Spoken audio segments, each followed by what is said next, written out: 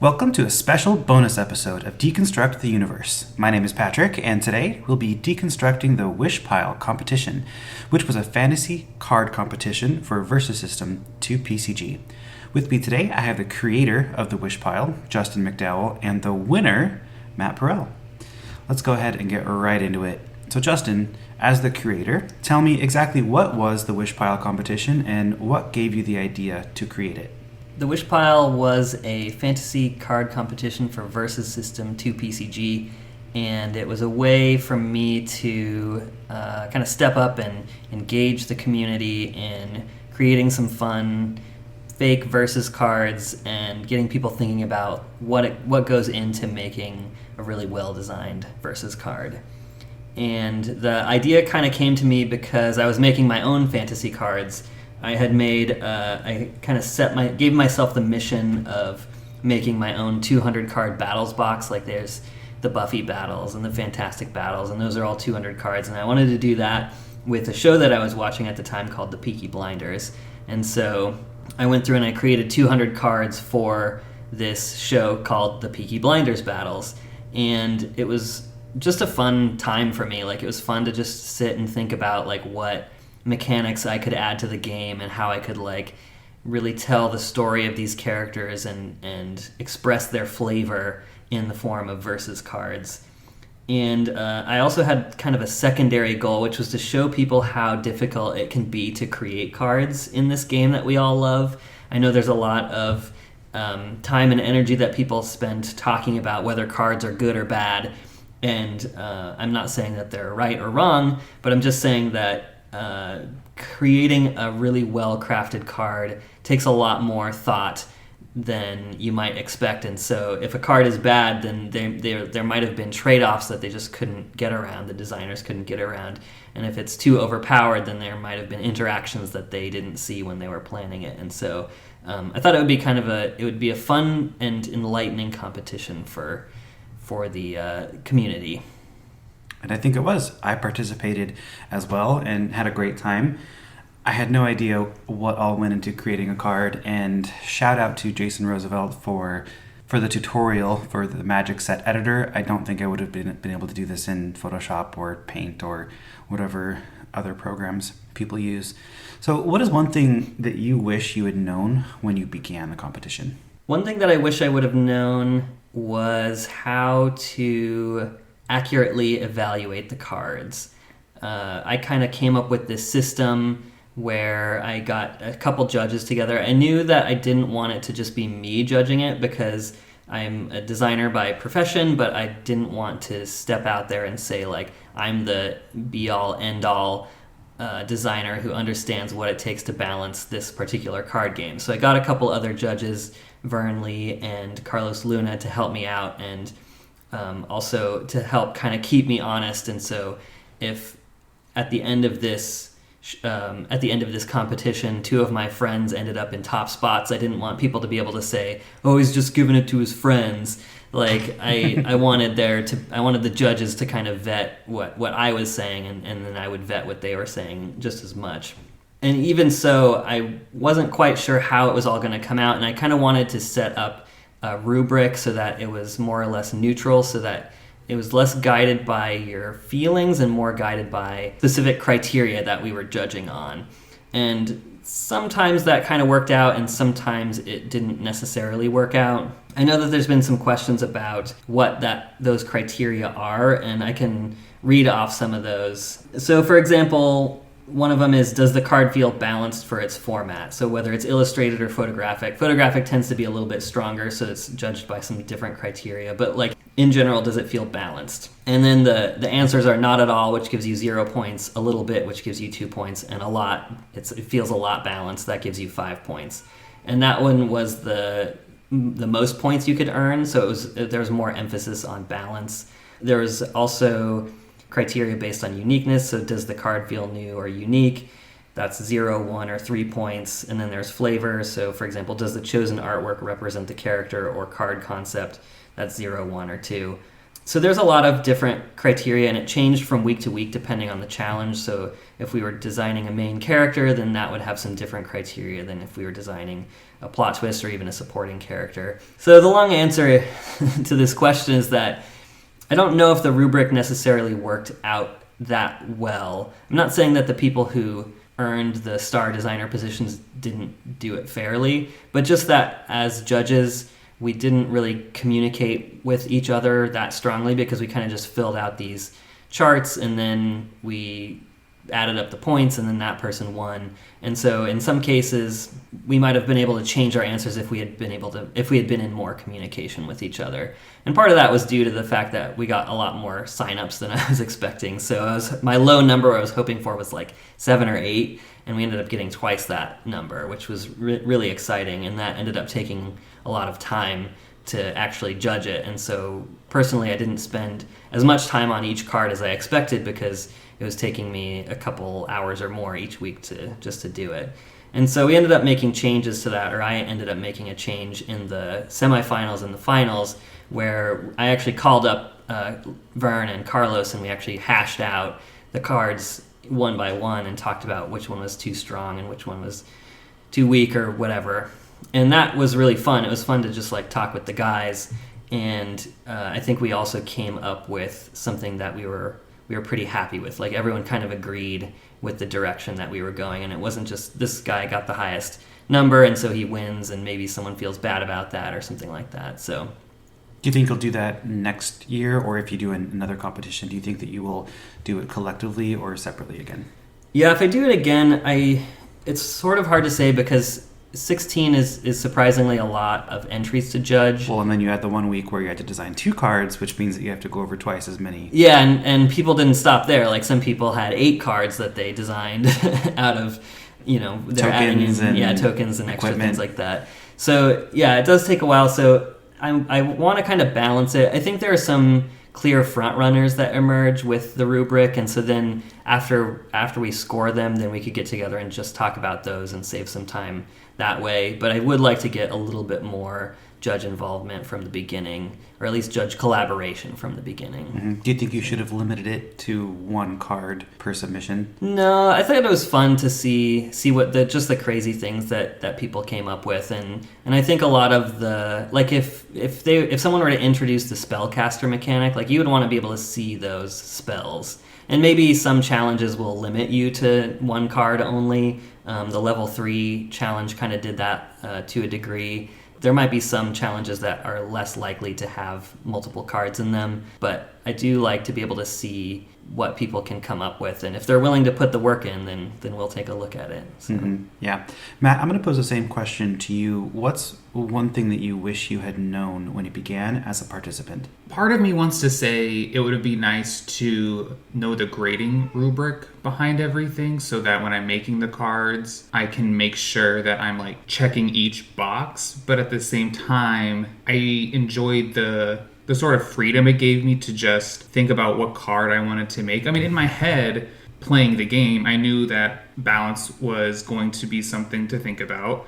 I knew flavor was going to be something to think about. And so I kind of just went with those 2 things. So like maybe it would have been nice to have that information up front, but at the same time, I felt a little bit more free to do what I needed to do and wasn't weighed down as much by knowing that. Yeah, I don't think I needed any more information to do what I needed to do to make cards. Well, let me ask you this. What advice would you give to next year's participants with the experience that you gained doing it this year? I think flavor is the most important thing, and having fun. So I think if you find a character like that you really latch onto and making it by flavor first and foremost and then everything else afterward, I think that's the most important part about making a card. And I would also say is making your card really look like a versus card. I think really I think that just helps it stand out more. Mm-hmm. I agree. And what do you think was your biggest misfire? Maybe a challenge that you missed the mark on, or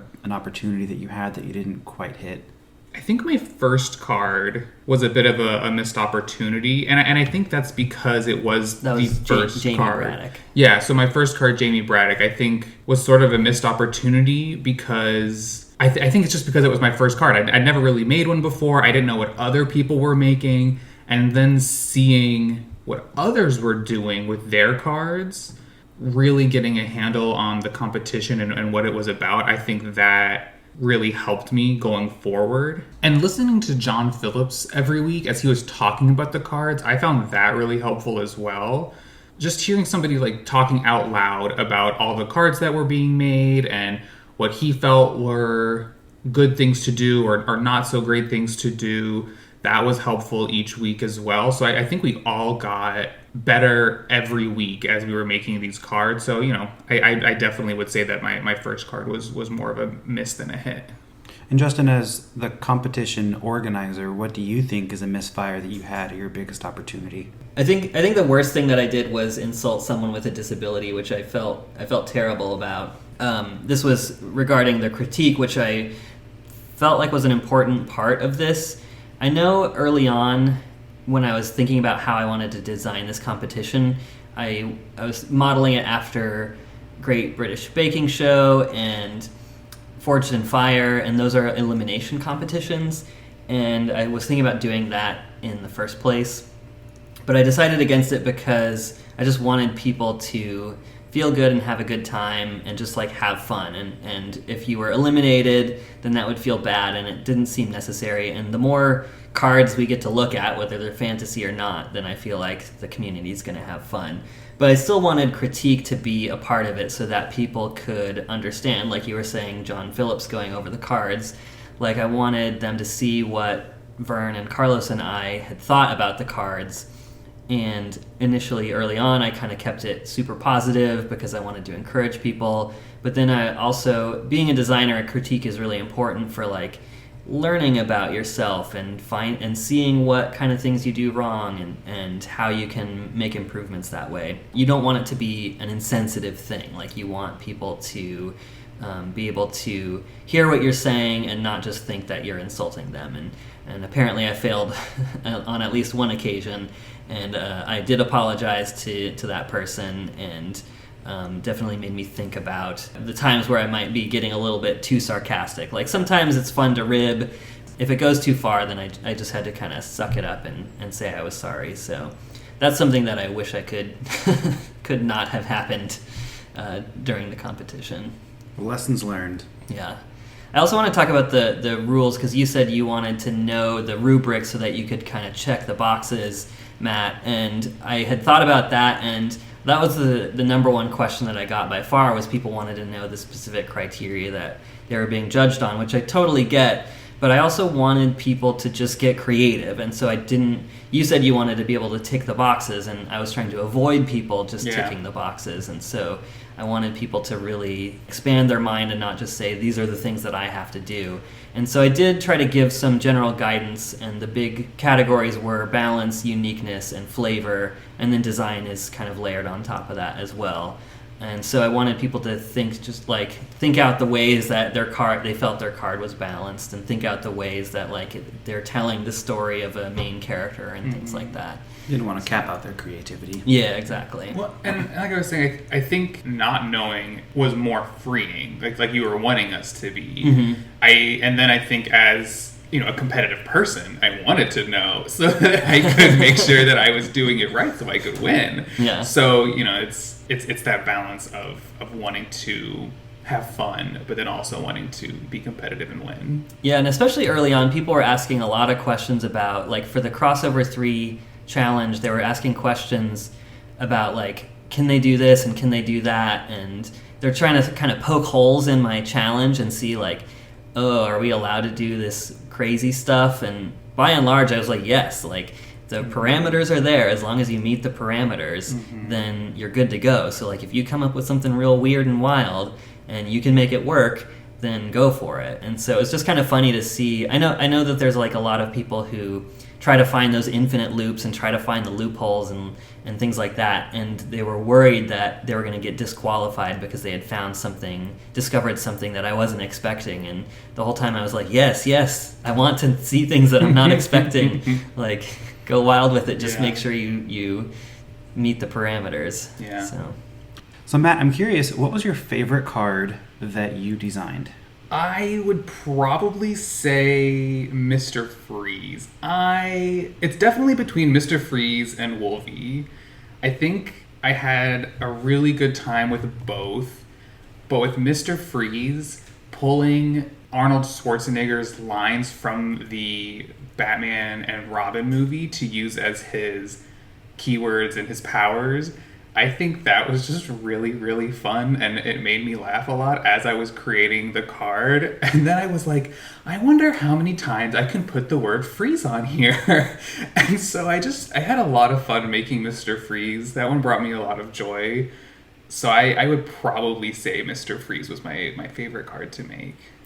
That one was definitely very popular. And Yeah. all the puns, I mean, I know they were taken from the movie, but totally in line with what I think Danny and Ben do in Versus. Super Awesome Games has a great time with making their cards, and I think you can tell when they have more fun with cards than with others, just because of how punny they get with some of the abilities and the keywords.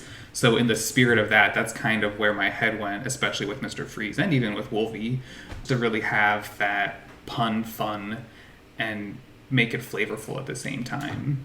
Yeah, I didn't have any comedic cards. My favorite card that I made was Martian Manhunter. I had a lot of fun making him, even though he's not a comedic card. And I think that I took more liberties because in a previous week, I went with the Ken. And because I won with the Ken, I was able to let go a little bit and take myself a little bit more seriously. And I had a lot of fun with the card that I made after that. I completely agree with that. When you win a week, it feels really good. Yeah, and you won and then made Mr. Freeze afterwards, I which did. was a lot of fun. I did. I won with Demogorgon, and I had a lot of fun with that one. I think that was the first one that I really went full flavor on, rather than just pulling from like a comic book and just being like, well, this is what happened in the comic, I'm going to try to make it around that. I really went like, well, this is a Demogorgon. Like, what does a Demogorgon do? What is their weaknesses? Like, what's flavorful with it? I can't say I had as much fun with him as with Mr. Freeze and Wolvie, but my focus was definitely on flavor for that.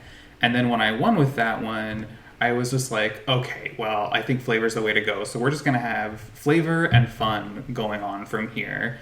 And, if I don't win anything else or I don't get to the end or anything, at least I won one, and then I can just, like, have a lot of fun. So maybe that's the key. Like, don't focus on necessarily, like, winning. Just focus on flavor and fun, and I think that'll lead you to win, maybe. Which was what Justin was saying about not trying to check those boxes. Yeah, exactly. Yeah. Justin, what about you? What was your favorite card or maybe top 2 cards from the competition? The two things that I've been thinking about most often are the submissions from Jamar and a couple cards from John Phillips. So Jamar Cole in week 1, I don't want to embarrass him, but I'll just this will get better, Jamar. So just keep listening. He did not come up with a very good design. It was Absorbing Man, and the text on the card there were pieces that were missing from it, and it didn't make a whole lot of sense. I think about it a lot because I think this is where the value of the critique comes in, and why I'm glad that I didn't do an elimination competition, because Absorbing Man was not very good, but his submissions in the coming weeks were like so fun, and they were like so much better. Like, he did Fennec Shand, and I thought that she was a really interesting character because she affected your characters as well as your enemy characters, and so it just makes you think about like how you're going to play her to like take advantage of her powers. And he did a Team 7 character from Image Comics. I forget the name of the guy exactly. But they were just like so much fun, and it was like, I was sort of proud of him because like he had taken this one card that was not very good, and he kind of turned it around in the later competition. And in my mind, he was very close to being a star designer. Yeah, the quality of cards definitely improved each week, both in text and just design. I know that there were a couple of cards where people didn't use the correct font or template at all week 1, and then it slowly improved over the course of the next few weeks. Yeah. And then I think my favorite overall for the whole competition was Muhammad Ali, which John Phillips came up with, and he was just really fun. He had Fearless, he had Duck, and he's not a duck like Howard the Duck is, and I thought that was a really good use. And his 2 keyword powers were, of course, Float Like a Butterfly, Sting Like a Bee. So he was kind of fun on his own, But then I think the real piece de resistance was the boxing ring that he came up with, where Muhammad Ali fights Superman, and he puts Superman under the red sun lamps, which the red sun drains him of his powers, and so it kind of evens the playing field. So with that card, when a character on your side enters melee combat, you can exhaust the location, and then all non-humanity characters, so Muhammad Ali is on a team called Humanity, all non-humanity characters in combat lose and can't gain keyword and superpowers this combat. So once again, that affects characters on your side as well. So this location really encourages you to build a humanity team, which in this case is maybe going to be statted weaker, but then you would put them under the red sun lamps and then they would lose their powers. And so it basically gives humanity a boost. It gives them a fighting chance against the superheroes. And I thought that was really cool to have like a team that like kind of doesn't have powers, and then they get an edge against the people who do have powers. And if you mix them with superheroes on your side, then you're kind of at a disadvantage. So it encourages you to build a humanity loyal deck out of it. And I just thought that was really fun. Yeah, I think John has a knack for designing unexpected cards. Beth Harmon was a lot of fun, and I think that she won fan favorite, correct? Yes, that's correct. Yeah. Great job, John. Are there any questions that you would like to ask Matt or myself as participants? I think I would like to know what kind of goes through your minds when you're creating these cards. Like, what's your general process? Or if you want to talk about a specific card, you could do that too. For me, first, it was what character fits with the challenge. My first card was Iska, the Unbeaten, and right in her name, she had unbeaten. And I know that the problem that I wanted to solve with challenge 1 was alternate win conditions. So alternate win conditions are very annoying, and having a character that had unbeaten right in the name, it fit really well together. So first and foremost for me, it was what character fits with the challenge that I've been given. Yeah, I think, I don't know if I fully ever went what character fits the challenge I have been given, but what character comes to mind first, I think, is typically my go-to. So in the last challenge where we had to do an alternate universe character, my mind first and foremost went to Wolvie. I didn't know what I would do with him. I really liked this character. He was just a lot of fun when I was reading him in the Exiles comic. But then I was also like, oh man, it could be really cool to do Storm from the X-Men movies, like Fox's X-Men movies. And I was like, oh, I could have a lot of fun using her silly line from the first one, where she says, what happens to a toad when it gets struck by lightning. And so I was like, well, maybe I'll go with that. And I felt like I was having to work more making that card. And then I was like, well, let me try Wolvie. And Wolvie came so easily. So I think thinking of a character first and foremost is the go-to. I mean, I think, of course, like when you're making a card, you have to think of a character. I don't know, maybe some people have an ability in mind and then they try to fit it to a character. I went with character first, and then I was like, okay, but do they fit into the format? But typically if I was drawn to a character, that's where I would go. And then it would be about their keywords and their flavor and making sure that all fit in. And after that, it was their attack, defense, range, flight, health, and balancing all of that out. That was always last for me. I'm kind of curious, and you told me a little bit about your process, but I think I should ask you again, like, how did you work together on these, or did you work together? How did that kind of come out? I am a versus judge, we'll say that, and I pride myself on my ability to design cards that are technically accurate and the verbiage is proper and correct. I don't like typos. So I did help Matt out sometimes with the verbiage, but I also want to win, so I'm not going to help out designing his card or anything. So we would not help each other with, you should do this, or you should do that, or you should put this on your character, or you shouldn't put that on your character. First and foremost, these were our cards, and it was up to us to make the card that we wanted to make. Now, like Patrick was saying, yeah, we would look at each other's cards and say, like, well, does this verbiage or does this wording make sense for what I'm trying to do? Because, I think back to my first card, my Jamie Braddock card, and there was some verbiage in there that didn't quite work. And it was John Phillips talked about it on Twitch when he was going over the cards, and I was like, yeah, that makes sense. So like that was the kind of help that we gave each other, at least towards the beginning. There was a point where we didn't even do that. I think that was in like the last 3 weeks or something like that. We were like, no, we're done. We're not helping each other anymore. The rest are up to you. We didn't even show each other cards at a certain point. They were just like, when it's revealed on Monday, that's when you get to see it. Or maybe it was when we submitted it actually. But it was really much more about like making sure our verbiage was correct. Because I didn't even want to take, and I think Patrick felt the same way, we didn't even want to take each other's opinions on like what abilities should be. It's like, I want this card to be mine. I want to win on my own merit in that way. And then once I had solidified like what I wanted it to do, just helping each other with like some grammar and verbiage, I think was the right way to go. Cool. And speaking of John Phillips, John consistently on his stream when reviewing the cards would say the strongest card wins. I disagree. But Justin, how do you feel about that? And was there any other feedback or complaints that you got that you can agree or disagree with? No, I think that was the biggest critique that I got out of it, as far as people commenting on the competition beyond just not knowing what the specific grading rubric was. Maybe there's a slight point to it, but I don't really see it that way. Like I think that it's possible that we are competitive players, and so we're looking for the more competitive cards, and so we want the cards with an edge on them. I definitely don't think we were instantly delighted and blinded by the most powerful cards. Like I think there were cards that were especially broken that had a lot of flavor to them, but could easily like dominate a game and be auto included in every deck. And I don't think that that's what we came up with in the end. I think that we got a little bit better about judging in the later rounds, but even so, like I think that from week one we were finding the cards that we agreed were the most interesting of the fantasy cards, and so I don't think anyone didn't deserve to be star designer that we had chosen.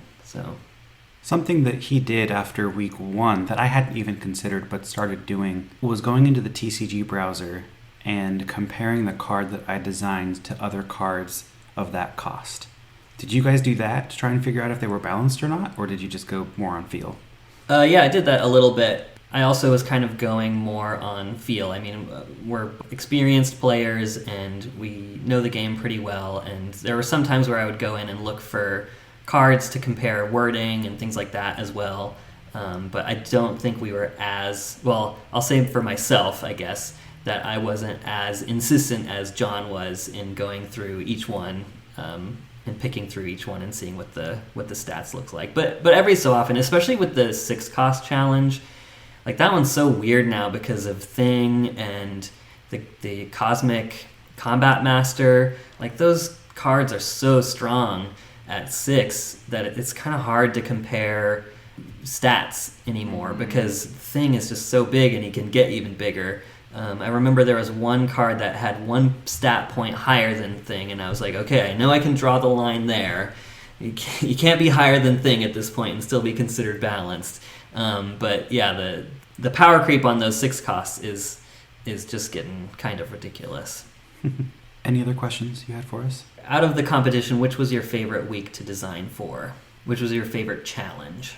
I think week one, for me, I liked having to solve a specific problem, and it narrowed it down a lot. Sometimes I can get struck with that analysis paralysis when it's wide open, design a 6-cost or design a DC character. There's just so many characters to choose from. I really liked having a very specific target.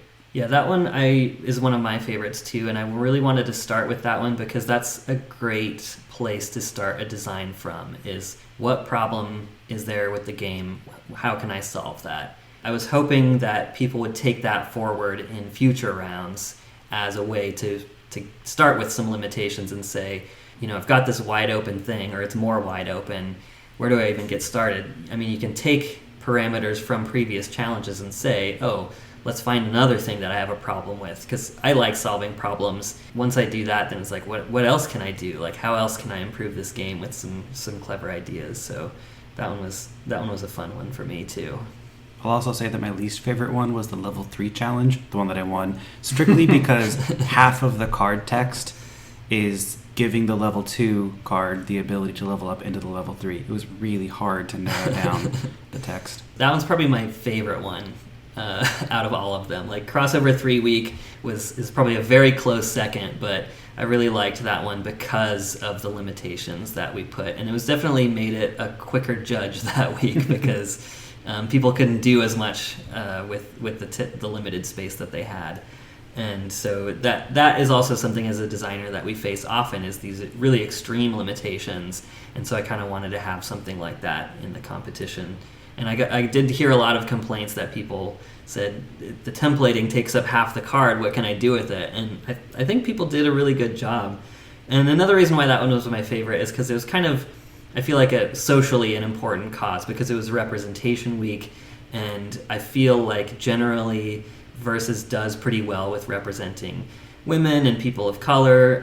I don't have stats on supporting characters, but there's a lot of them in there, like a lot of black people and Hispanic and Asian and all that kind of stuff. And even looking at the main characters, there's a good mix of them as well.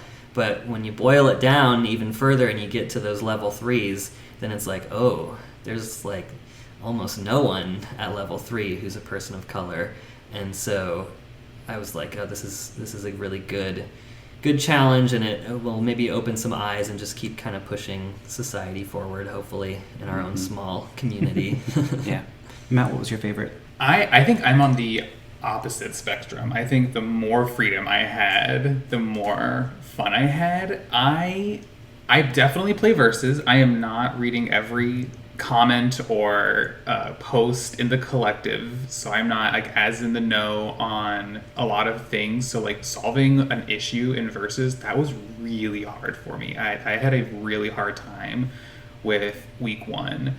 And then again, with like the limitation of the card text for the level 3 character, that was hard as well, especially because I latched onto Sister Grimm and I wanted to do something to just kind of amp up her level 2. So I needed at least 4 lines and more. Yeah, you can't put all the card text from the level 2 onto the level 3. There's just not enough room. So I had some issues. Well, I think I ended up doing it still, but I think I had to change it a little bit so that you could have all those abilities. So like that was hard. I mean, I think the Mr. Freeze week was my favorite just because I had such a fun time making that card. So like the going into the DC universe, and I originally was like, oh, I'm going to go into Image. I'm not going to do DC. I think there's going to be so many DC submissions. I'm going to go do something from like Saga or something like that. And then the more I thought about it, I was like, this is taking up too much brain power. And then I was like, okay, well, what's a DC character? And I immediately went to Freeze and latched onto it and had a great time. So again, back to like thinking of a character first and just kind of running with it really works for me. So those ones where I had a lot more freedom to do something, I think were my favorite and I had the most fun with. So Justin, what would you do differently next year as the organizer? I think mostly what I would do differently would go back to the judging and just trying to get a little bit more communication early on between the judges. Of course, I want to do some different themes and some different challenges and with different parameters. That's sort of an expected thing, but I think that opening up the communication a little bit more earlier on, I think it's more fun for the judges too. Yeah, I realized that it took a lot of time out of their schedules and it took some coordination, and so in the end, I bought these prizes to give out, a play mat and some dice bags and some boxes and things like that, but then pretty much after week 1 I was like, I'm gonna need to get the judges something for putting so much time into this event as well, so I'm sending them a little thank you gift along with it. So I also might change out the judges as well. I haven't decided. Yeah, it's kind of up to whether they want to do it or not also, but I think that it would be cool to get some other people in the community to judge as well. Like I think John Phillips might just be interested in being a judge next time, or it could be someone who is less well known of a name and kind of like get some help from people who want to do some stuff but don't want to run their own event all on their own, that kind of stuff. So that's what I would say. I would make some changes. Be super awesome if we could get Danny or Ben to weigh in too. Super awesome. I'm curious if they've seen. I'm curious if they paid attention to the event. I know that they liked the original Star Designers post. Not Matt, but Michael Goodwin. When he got Star Designer, I saw that they liked that, but I don't know how closely they followed it. But it'd be cool to hear from them if they saw it. Get some feedback from them. They liked his post. More Predator cards confirmed. Yeah. All right, well, this is an art sourcing project, so I do want to take a second to look at the artwork for the winning submission. Congratulations, Matt. He designed a card named Wolvie. The card art is from Exiles 2018, issue 2 at level 1, and issue 3, the cover, at level 2. The artist on level 1 is Javier Rodriguez, who also was the colorist for Super Senses and Enchantress. The inker is Alvaro Lopez, and the colorist is Chris O'Halloran. The writer is Saladin Ahmed. At level 2, the artist is David Marquez, colorist is Justin Ponzer, and the writer again is Saladin Ahmed. So Matt, tell us a little bit about the story, what's going on in Exiles, and why did you choose this specific card art for Wolvie? In the Exiles comic book in 2018, Blink was brought in by the Unseen, who is Nick Fury observing Earth from his place on the moon. He brought her in because there is something eating away at the multiverse. And she's been on the Exiles before, so she was kind of a clear choice to be brought in to help figure out what was happening. And so she's kind of porting around to all of these different worlds and gathering a team as she goes across them all. And Wolvie was among them. He is, I think he's in the Mojo-verse, and it's like all the baby X-Men are there. And so there's like Lil Magneto as well that was part of it at one point, stealing pies. And it was really cute. I was just really drawn to him. I'm not a huge fan of Wolverine. I think he's a little overhyped. Wolvie I really love because he's so different than Wolverine. Like, he's the best there is at making friends instead of, like, murdering people. So I was immediately drawn to thinking about the Exiles for the multiverse format. Or, I'm sorry, not the multiverse format, but the alternate universe format. And I really liked Wolvie, so I was just really drawn to making that character. Justin, any final comments on Wolvie? He's cute. Heck yeah, he is. Good enough. I do think that the location that you came up with, the fun school for gifted youngsters, is just fun, and it's also very versus flavorful. Like when you have zombie characters, and you just put zombie in front of their name, or I think there's another one where you put like evil Deadpool. I think you put evil supporting characters, and they're just evil Iron Man or whatever. Yeah. And so having the school for gifted youngsters being the X-Men special location, and then for this one it's the fun school for gifted youngsters. It's just like, I saw that and I just had to laugh.